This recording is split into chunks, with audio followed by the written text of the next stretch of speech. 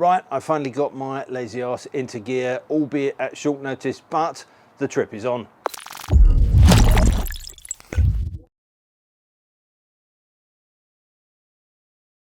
So this trip that was originally booked for 2020 obviously didn't happen because of COVID-19. It didn't happen in 2021 either for the same reason. And in 2022, I haven't quite pulled my finger out to get it done in the summer. But I thought, what the hell, what do I really need to do? I need to book a crossing.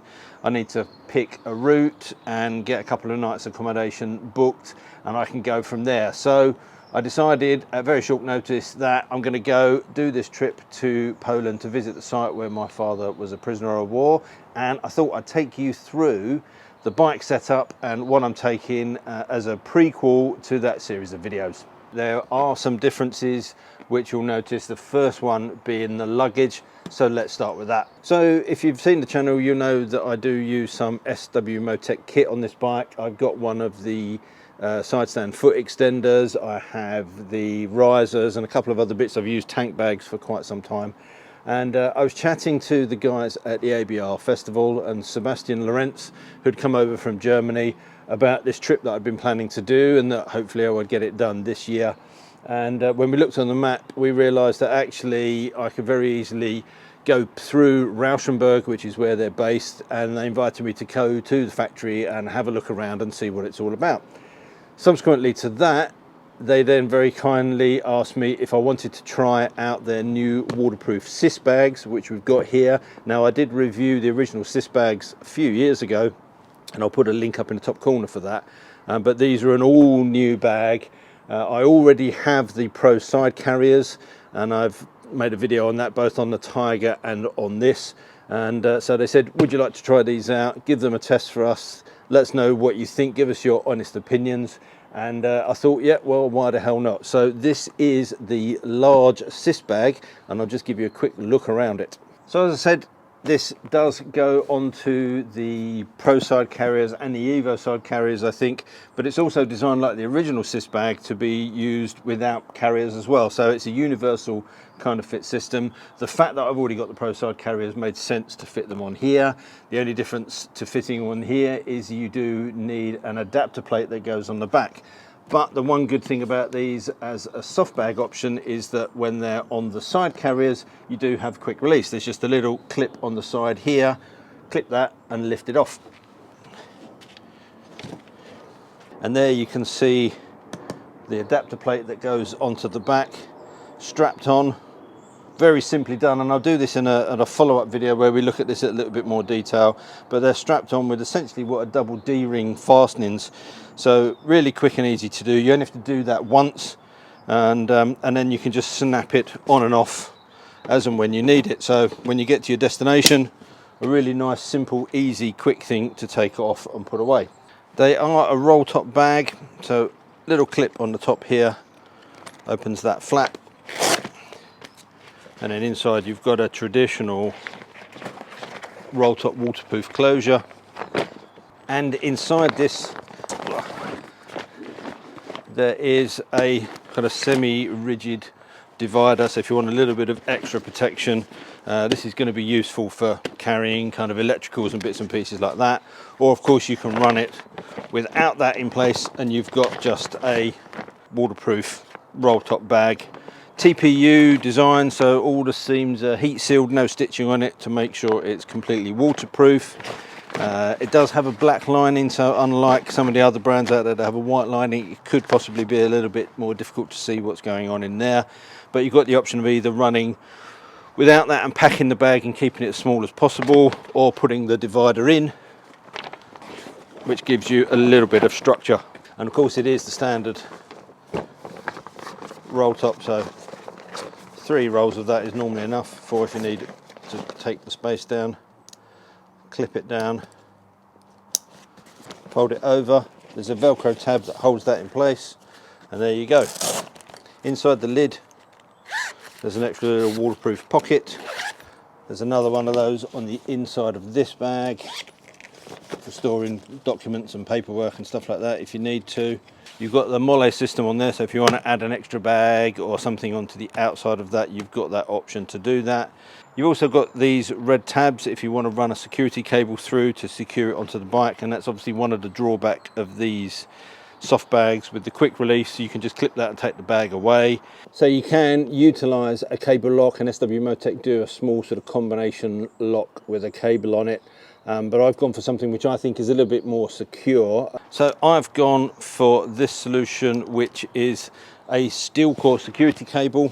I can wrap that around the back so it covers the bike and the side pannier. Loop it through there, run the cable up through the back, cinch it down nice and tight.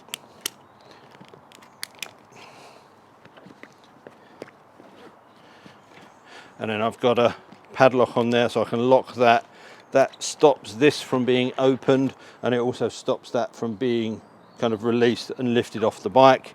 The cables themselves are a really tough fabric, and there's a steel core that runs through the middle of it, a steel cable, so they are difficult to cut through. This is here just to stop the opportunist thief. So if I want to sort of stop at a service station, nip to the loo, jump into a shop to get something, whatever it might be, this is just going to stop that casual thief from kind of taking it away. It gives you that little bit of time. So not the cheapest things in the world, about 35 quid a strap, but they have a very good reputation, and for me that was £70 well spent. As I mentioned, there is some adjustability, so you've got these straps here where you can cinch this in tighter. Obviously this won't go much narrower than that because we've got the hard case inside that, and I'm probably going to take the hard case out of this side and then just leave that as an open bag and put sort of clothing and soft bits and pieces in there and cinch that in as far as I can. And then I'll use the harder liner in the other side where I can put some of the electrical equipment that I've got to take with me. They'll go up to 40 litres, which is a lot of storage space, but they're the same size. And because I've got an offset pannier rail because of the exhaust, it sticks out further on this side than it does on the other side. So what I want to do is be able to cinch this in as close as I can so it's not too wide. I generally actually admit to not really liking to ride with panniers on, just because I'm not used to it, and filtering with these bits on the side sticking out, I do often forget that I've got them there. I'd rather get everything up on the top of the bike, but sometimes that doesn't work. You just haven't got the space, and this is a good solution. So the fact that I can actually cinch that side in, have the other side wider to even that out, is a good thing. I've already talked about the side carriers before. I've got the Pro side carriers on here, which are these. And the reason I've picked these and stuck with these over the years is because they are quick release. You've got a little tab here, here, here at each mounting point. Give that a quarter of a turn with a screwdriver and this whole rack can come off, and you're not having to ride around carrying this kind of framework with you all of the time. Again, there's a security issue with that because anybody could just come and unclip those and take the whole lot away. One of the connectors, and it doesn't matter which one, you can just fit one of these SW Motec locks on there. Again, I think I paid, I don't know what I paid for those, about £35, something like that, for a set of two. They come with matching keys. So this means that obviously a little bit of security. I can lock the side carrier to the bike, and I can now strap and lock the panniers to the side carriers. And sitting on top of the seat, I've got an SW Motec dry bag 180. This is just a straightforward roll top dry bag, nothing extra special about this. 4 straps to secure it on. We've got a little waterproof zipped outer pocket, and it is a traditional roll top bag. This does have a waterproof zip at the top. So I'm using this bag to put kind of essential stuff in that I need to grab quickly. So I've got a bike cover for when I park up at night, a set of rock straps just in case I need to strap something onto the bike. I've got a lightweight down jacket if I need to add that under my top layer if it cools down. I've then got a 2 tyres plug kit with air bottles and all the bits and pieces you need, but just in case that's not enough, I've also got a Desert Fox air pump. This is a 12-volt air pump, and I'll do a separate video on this because this is quite a tasty piece of kit. I want to actually thank Nippy Normans for providing this to me for the trip. So it's there for me to review, but I've got it for the use of the trip. As you can see, it's not a massive pump, but the thing I like about this one is it is all metal. All the valves and the pump and everything inside it is all metal. It's all serviceable, it's all replaceable. It comes with a pressure gauge built in, and it's got plenty of power on it, but it's still small and light. I have looked at some of the smaller plastic ones that you can get and the ones that you can recharge, but I have read reviews of those and I've heard stories of those is that, okay, they may only be 20 quid, but they're not necessarily that reliable, and if they basically break, you have to throw them away, you can't repair them. This is fully serviceable. It's not really much bigger, it's not really any heavier, but for me, having the surety that this is going to work and get me out of trouble. So it's got different connectors on there. There's an SAE connector if you've got one of those fitted to the bike, but there's also a cigarette lighter fitting and all of that sort of stuff. So yeah, the Desert Fox pump is hopefully not going to be used or needed, but if I do need it, I know that I've got something robust and reliable. So that's going to go in there. That's possibly a bit unnecessary. I can maybe get away without that and put all of those bits into the side panniers, but you kind of don't really want your pump and everything at the bottom of that bag. So if you're out on the road, you get a puncture, particularly if it's raining or something, you don't have to open your panniers, drag all that stuff out. So for me, just having this little dry bag on here means that I've got everything that I need at hand. It all stays nice and dry. When I get to my destination, I just unclip it, put the shoulder strap on, and I can carry it around with me if I need to. But yeah, that's a nice little option. I've got other waterproof bags that I could use, but obviously SW Motortech are very kindly asking me to try this out, and they said, would I like to try one of these as well? So I thought I'd give it a go. Now, obviously with this trip, I'm going to the Prisoner of War Camp Memorial in Poland. That's a big long slog. I think from Calais it's about 900 miles to get there. So I'm going to have to do a couple of days of just motorway slog to cover distance. Might not be the most scenic, it's not going to make for the best parts of videos, but because I haven't really got that much time to do it, I'm trying to get this all done in a week, then I'm going to have times where I'm going to be spending all day on the bike, munching out the miles. So I am taking my Comfort Air pad. You would have seen this maybe. I did a review of this and I used it to take a big long trip up to Laos, which took me 9.5 hours. I spent that's 9.5 hours in the saddle, not 9.5 hours in total time. And I used this and I had no real bum-ache problems. So this is definitely something that's going to go with me for these longer trips. This is something you would have seen before. It's been a faithful companion of mine across a number of bikes. And this is the SW Motortech City, fits on a Pro ring, and it's just a nice quick simple pull tab release. There's a little magnetic connector on the bottom and that just snaps into place and it's there. Really good bag, extendable, goes I think from 9 to 11 litres, something like that. Two little bags on the side. I find it useful because there's a little pouch in the top here where I can put sort of my passport and documents when I'm going through the tunnel and keep that to hand. Got a mole patch on the top if I need it, and I've now also got a locking kit for this, so I have a lock to lock the zips together. There is also a little device inside that I can fit that stops this pull tab from working, so again I can leave this bike unattended for short periods of time and have all of this locked up as well, or to be honest it's quite easy just to unpop it, carry it and take it with you. Because I have got a little bit of motorway miles to munch off, I put my MRA screen back on. I normally switch this back over from the short R screen for the winter anyway.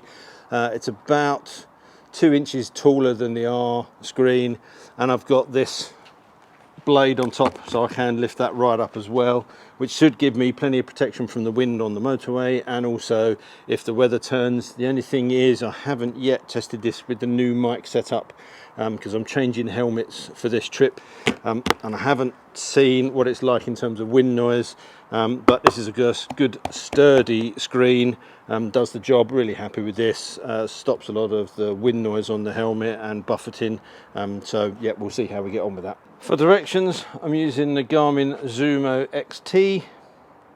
This is relatively new. Again, I'm going to bring a full review of this once I've used it for a little bit more.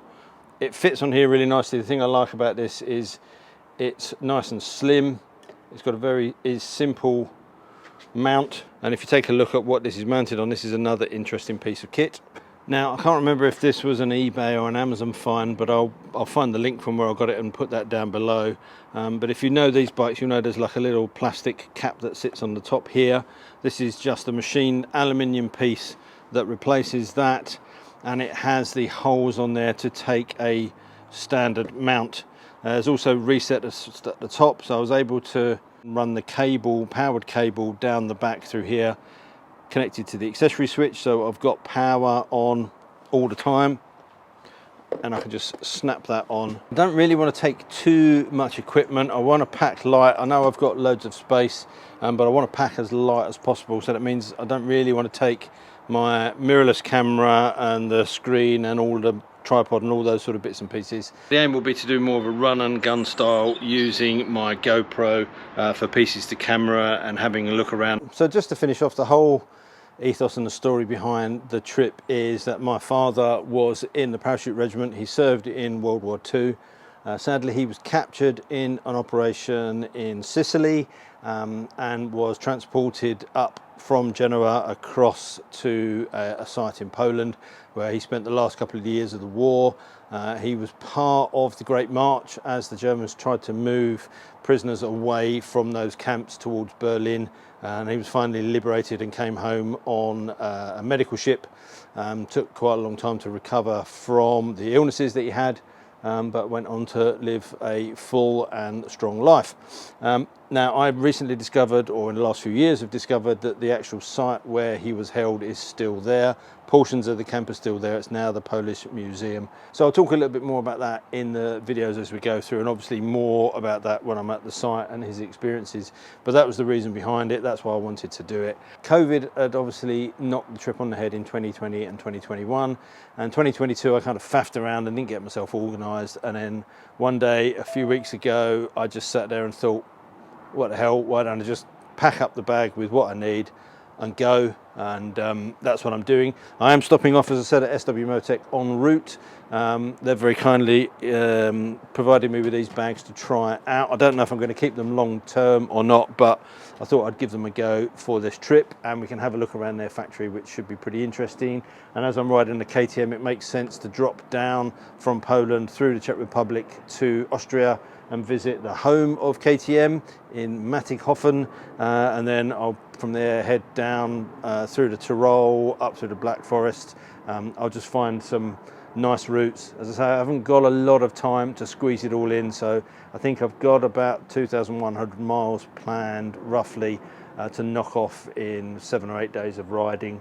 So that's going to mean 2 or 3 days of just nailing it to get somewhere, and the rest of the time I've got time to explore and spend all day. Fingers crossed the weather is going to be kind. I don't think it's going to be particularly cold, but it could be pretty wet, so it's just one of those things. I've got all my waterproof Revit gear to wear, new camera setup on the RI Quantic, so there's lots going on. I normally don't like to travel on big trips like that with new kit, because I like to do it with stuff that's tried and tested, but of course it is meant to be an adventure, so let's just get on with it. And there will be a series of videos coming through. I don't know if I'll do one per day, because as I say, there may be a couple of days where actually there's not very much going on to make one entire video, but I will break those videos down into decent sized chunks, not too long. I don't want to make them onerous to watch, but I'll just pick out some of the highlights. So if you do want to see those coming through and you haven't already done so, hitting the subscribe button and the notification bell will make sure that you do see those coming through. And all that leaves me to say is, until that next video, thanks for watching, take care, ride safe, and I'll see you soon. Bye.